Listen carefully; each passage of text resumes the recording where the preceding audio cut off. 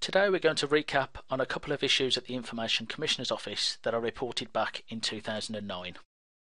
Achieving our value of being a model of best practice.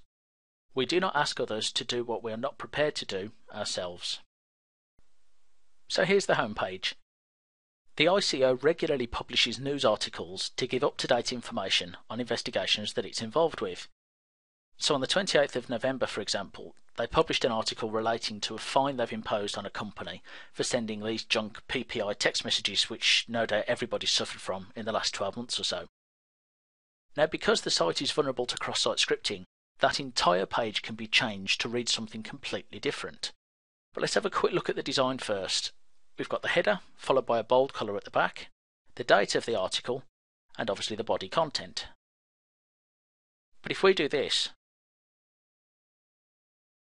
you can see I've now changed the entire page to read something totally different. Now, this isn't a genuine article, it's been injected after the page has been rendered because the site is flawed. Now, if you have a look at the last paragraph, if you believe you've been affected or have concerns which you feel have not been addressed, please provide the following information to assist us with your case. So, had this link have been forwarded to anybody, whether it be by email, Twitter, or a web link, the user would now start to fill out all of their information. But once they've hit submit, they'd assume that information has gone to the ICO. But in truth, it's actually been sent to a totally different server unrelated to the Information Commissioner's Office. Now, this is something they've known about since August of 2009, so they've clearly had enough time to resolve it, and they have had several attempts at resolving it, but as you can see, it's still vulnerable. Here's one of the white papers the ICO gives out to consumers and to businesses. It's entitled Protecting Your Personal Information and Protecting Your Identity Online. Be wary of anyone who asks for your bank or credit card details, and only use secure sites when shopping online. Secure sites usually carry the padlock symbol.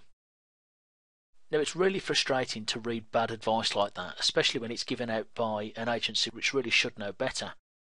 SSL encryption, which they're referring to when they refer to a padlock symbol, doesn't make a website secure. It's used by secure websites to facilitate and enforce that security, but it doesn't make the entire site secure. So to give you an example, the cross-site scripting flaw which I've just shown you, had that page have been SSL encrypted, it wouldn't have provided any protection whatsoever. And the reason for that is SSL encryption is in-transit encryption, i.e. it only protects you while it's on the move. But the key is it only protects the data providing it goes from your browser to its intended destination. Now, the recipient here should have been the ICO. But that data never reached the ICO, it went to a completely different server, and because of that, the SSL encryption provides no protection at all.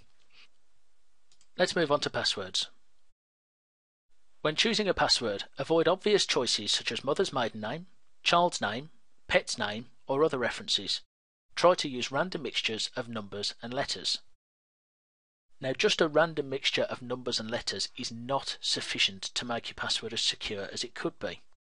It needs to contain the following: upper and lowercase alphanumerics, so A through Z, numbers 0 through 9, non-alphanumerics, so hash symbols, question marks, asterisk for example. It needs to be of a reasonable length, hopefully 8 characters or more. But the key is it needs to have what we call high entropy, or be as random as it could be. So for example, it's pointless choosing a long word from a dictionary as it conforms to the other criteria, but it's also very easy to guess. So the lower the entropy, the quicker it would be to break that password. Let's go back a step. Be careful when providing the following information: full name, full address, date of birth, telephone number, and so on.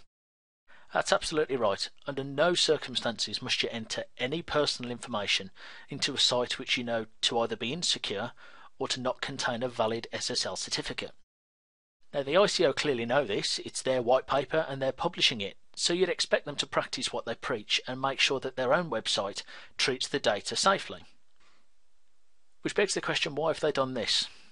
Back to the home page. Let's go into Organisations, Data Protection, Register, New Registration, and register now. And there's a form asking us to enter the data controller name, our full address, a postcode, a company registration number and any trading names, a contact name, the title, again an address and postcode, a telephone number, a fax and even an email address. So the question is, why is there no SSL? If you were to fill that form in and hit continue, all of that data is being sent across the wire without encryption, so anybody between your browser and the ICO can read that information. Now if you're thinking perhaps the form action is SSL encrypted, it isn't.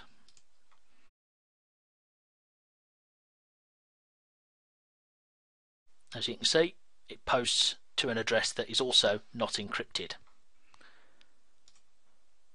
There are other problems. Unfortunately, they're too high risk at the moment to release publicly, but it is obvious the two flaws, the cross-site scripting and the SQL injection flaws from back in 2009, are still vulnerable. Hopefully this video finds its way to Greer Schick. He's the IT manager at the Information Commissioner's Office and the chap that I dealt with back in 2009.